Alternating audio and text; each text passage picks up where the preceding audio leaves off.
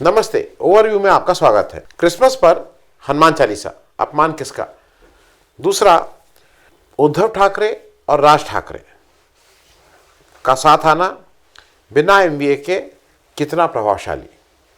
और तीसरी बात, बड़े दिन को छोटा दिन बनाने की मुहिम। तो तीनों विषयों पर बात कर लें। क्रिसमस पर हनुमान चालीसा, अपमान किसका? देखिए, दो चीज़ें हैं। मैं लखनऊ में बैठा हूं और लखनऊ के हजरतगंज के इलाके में क्रिसमस बड़े धूमधाम से हर साल मनाया जाता है। 24 की रात में कैथेड्रल है, बड़े लोग जुटते हैं, वो 200-400 लोग नहीं, हज़ारों की संख्या में लोग जुटते हैं। हजरतगंज यहाँ का एक मुख्य बाज़ार है, वहाँ घूमते हैं, रात भर खरीदारी करते हैं, जिसको कहते हैं ना मैरी मेकिंग।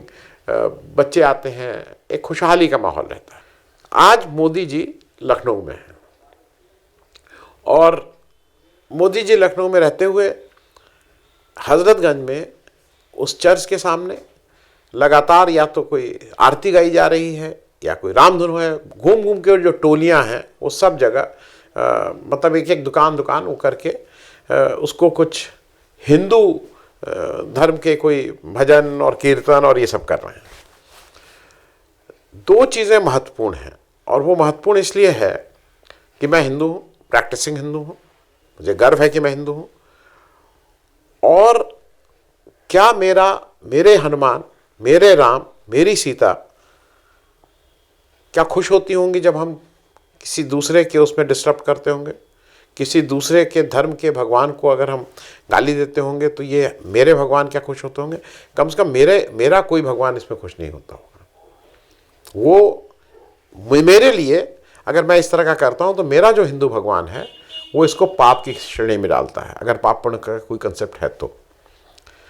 दूसरी एक लार्जर बात कर लें, मोदी जी ये क्यों कर रहे हैं? मोदी जी ये केरल में चुनाव है उसके वोट के लिए कर रहे हैं, क्योंकि सरकार डबल इंजन बल्कि ट्रिपल इंजन, नगरपालिका भी आपका। मजाल है किसी की पत्ता भी खड़क जाए अगर मोदी जी ना चाहें तो। ये मोदी जी चाहते हैं इसलिए हो रहा है क्योंकि केरल में इलेक्शन है। उनको लगता है कि इस तरह से वोट कंसोलिडेट करके वो नॉन क्रिश्चियंस वोट उनके पास आ जाएंगे। एक चीज नहीं समझ रहे हैं और मैं जानबूझ के मैं वो वीडियोस नहीं डाल रहा हूं जिसमें प्रभु ईसा मसीह की तस्वीरों को तो अब के बुत को तोड़ा जा रहा है, उसके साथ अपमान हो रहा है। मैं उन वीडियोस को नहीं डाल रहा हूं क्योंकि ये अनुचित है। लेकिन एक चीज जरा समझना होगा, दुनिया का भारत एक अकेला देश है, साथ में नेपाल है, जहां पे हिंदू मेजॉरिटी में है। बाकी दुनिया के किसी देश में हिंदू माइनॉरिटीज में है, अगर मैं रिलीजन की बात भी करूं। और अगर मैं जो आरएसएस और जो जिस रिलीजन को ये लोग आगे बढ़ाते हैं, हिंदू धर्म को, अगर उसकी ही बात कर लें तो भारत और नेपाल को छोड़ के बाकी दुनिया के सारे देशों में हिंदूज आर इन माइनॉरिटी। इसके मुकाबले क्रिश्चियनिटी हो और चाहे इस्लाम हो, ये दुनिया के एक या दो देशों में मेजॉरिटी नहीं, दुनिया के तमाम देशों में इनकी मेजॉरिटी है। तो आप जब यहां पे ये बाकी अल्पसंख्यक को तंग करते हैं मोदी जी या आरएसएस के लोग, तो दुनिया के तमाम देश भारत को छोड़ के वहां का हिंदू क्या महफूज रहेगा? आप अगर यहां उनकी क्रिश्चियन धर्म के जो इनका सबसे बड़ा त्यौहार है उसको डिस्टर्ब अगर करते हैं तो सवाल आपको अपने से ही पूछना होगा, क्योंकि आप उन सारे हिंदुओं के दुश्मन के रूप में काम कर रहे हैं जो दुनिया के सारे पूरे देशों में घूम घूम के अपनी रोजी रोटी के लिए अपने प्रतिभा से काम कर रहे हैं। आप उन सारे लोगों के साथ खिलवाड़ कर रहे हैं, जैसा खिलवाड़ एक बांग्लादेश में नजर आ रहा है। आप बांग्लादेश के भारतीयों को हिंदू रोज पेपर में हिंदुओं के साथ, तो अगर वहां हिंदुओं के साथ हो रहा है तो यहां मुसलमानों के साथ कर रहे हैं। वहां जो आप यहां हेडलाइन चला रहे हैं, पाकिस्तान और बांग्लादेश वो हेडलाइन अपने यहां चला रहे हैं। तो ये एक सोच आप जो कर रहे हैं वो किसी भी धर्म के लिए स्वीकार्य नहीं है। वो धर्म का अपमान है, और धर्म से बढ़ के जो मेरे लिए है वो इंसानियत का अपमान है। तो इसको तुरंत रोकने की ज़रूरत है, लेकिन मुझे 1% भी उम्मीद नहीं है कि आरएसएस के पोषित लोग, आरएसएस की विचारधारा के लोग इसमें कहीं भी रोकने का काम करेंगे, लगाम लगाने का काम करेंगे। अब दूसरी बात पे आ जाते हैं। उद्धव ठाकरे और राज ठाकरे साथ आ गए, तो बिना एमवीए के कितना प्रभावशाली? एमवीए जब मैं बोल रहा हूं तो महाराष्ट्र विकास अघाड़ी का मतलब इंडिया गठबंधन। कल एक रैली हुई मुंबई में, मुंबई नगर पालिका के इलेक्शंस हैं जो जनवरी में, और दोनों भाई ने ये एक मंच से आके ऐलान किया कि शिवसेना उद्धव ठाकरे और एमएनएस महाराष्ट्र नव निर्माण सेना जो राज ठाकरे के, ये दोनों लोग मिल के ये मुंबई का इलेक्शन लड़ेंगे। कोई 180 सीट है, ये अभी कौन किस सीट पे लड़ेगा, कितनी सीट होगा ये नहीं, लेकिन हम एक साथ लड़ेंगे, ये इन्होंने मन से आके दोनों लोगों ने अनाउंस किया और कहा कि इस समय परिस्थितियां ऐसी हैं कि हमें एक साथ आना जरूरी है। लेकिन साथ में उन्होंने ये भी बताया कि उनकी बात एनसीपी शरद पवार से तो चल रही है, लेकिन कांग्रेस से नहीं चल रही। और उनका कहना यह है कि इस समय जो ये फ्रंट बन रहा है मुंबई का, जिसमें राज ठाकरे और उद्धव ठाकरे एक साथ लड़ रहे हैं चुनाव, ये अब इंडिया गठबंधन डजंट एग्जिस्ट और ये ना के बराबर है। मुझे एक चीज जरा थोड़ा मतलब ऑपोजिशन के रूप में, क्योंकि अगर आपको आरएसएस की विचारधारा को रोकना है तो एक दो चीजें समझनी होंगी। आज विपक्ष का जो सबसे बड़ा नेता है उसका नाम है राहुल गांधी। राहुल गांधी अगर उत्तर प्रदेश में सपा के साथ आते हैं, अगर बिहार में आरजेडी के साथ जाते हैं, वो किसी भी पार्टी के साथ जाते हैं, कांग्रेस हो सकता है कहीं बहुत खराब करे, लेकिन जो बाकी पार्टीज हैं उनके वोटों में इजाफा होता है, वोट कम नहीं होते हैं। नंबर एक, राहुल गांधी ने आज अपनी स्थिति, अपनी वॉइस, अपना इफेक्टिवनेस ये बना ली है कि वो 1 और 1 2 नहीं होते हैं, राहुल गांधी के आने से 1 और 1 11 होते हैं। मुंबई में सब तरह के वोटर हैं,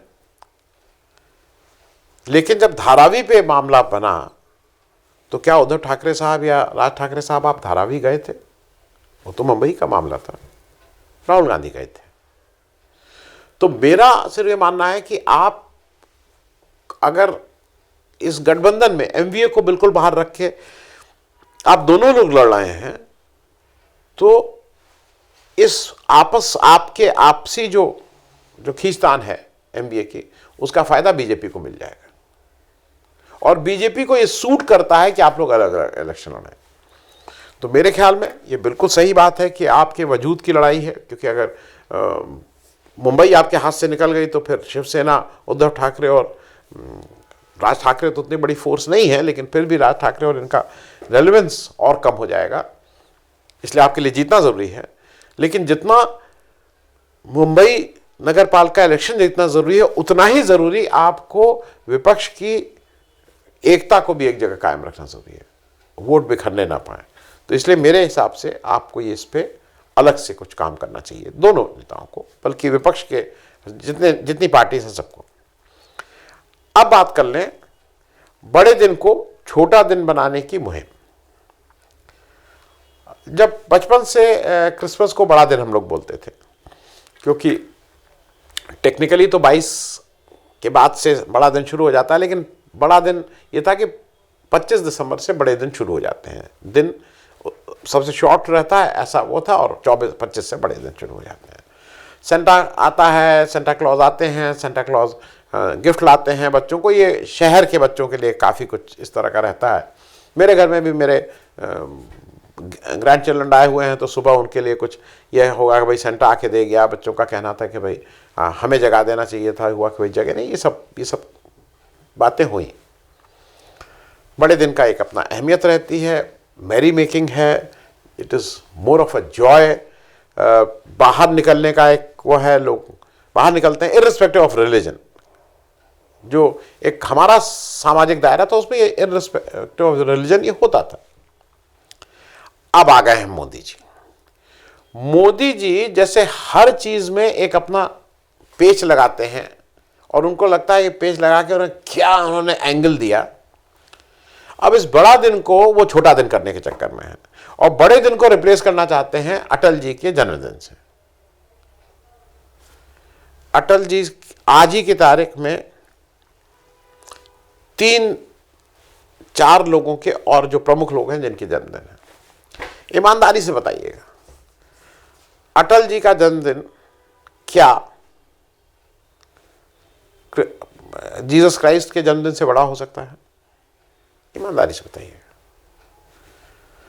जो मदन मोहन मालवीय को पढ़े हैं और जो जानते हैं और जिन्होंने मदन मोहन मालवीय के पूरे उसको समझाया, क्या मदन मोहन मालवीय से बड़ी फिगर अटल बिहारी वाजपेयी हो सकते हैं?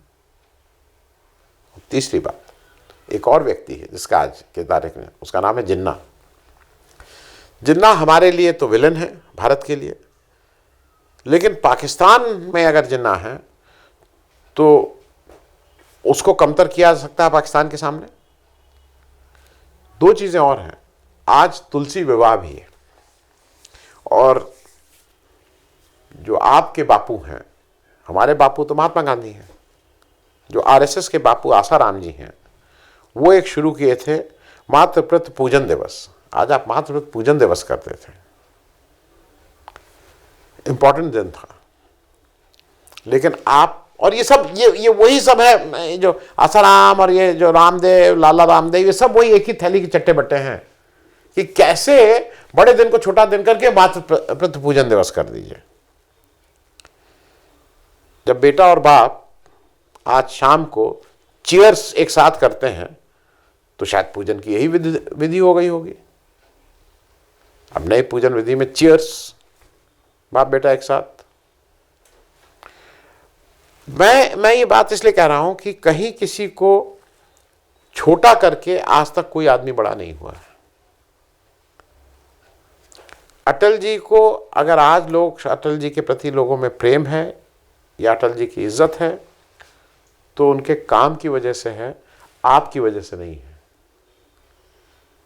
क्योंकि आपकी वजह से तो अटल बिहारी वाजपेयी के करियर के जो 1-2 दाग लगते हैं वो उसमें आपका भी एक बड़ा नाम है। जब आपने गोधरा में वो कांड किया, आप चीफ मिनिस्टर थे, वो अटल बिहारी वाजपेयी की पॉलिटिकल हिस्ट्री में, तारीख में लिखा हुआ है कि Atal Bihari Vajpayee as a prime minister failed to rein you. ये अटल बिहारी के आपकी दक्षिणा थी अगर आप उनको गुरु मानते थे तो मेरा सिर्फ मानना यह है, बड़ा दिन रहेगा। आप उसको कमतर करके कुछ ये करके जितनी कोशिश कर लें वो कोशिश नहीं होगी, क्योंकि अटल जी का अपना स्थान है। लेकिन अटल जी के, और मैं ये बात इसलिए कह रहा हूं कि आज लखनऊ में आए हैं, फुल पेज ऐड हैं, हंगामा है, प्रेरणा स्थल, मार पूरा इधर उधर चाक चौबंद, मोदी जी आ गए, प्रेरणा स्थल, अटल जी का जन्मदिन।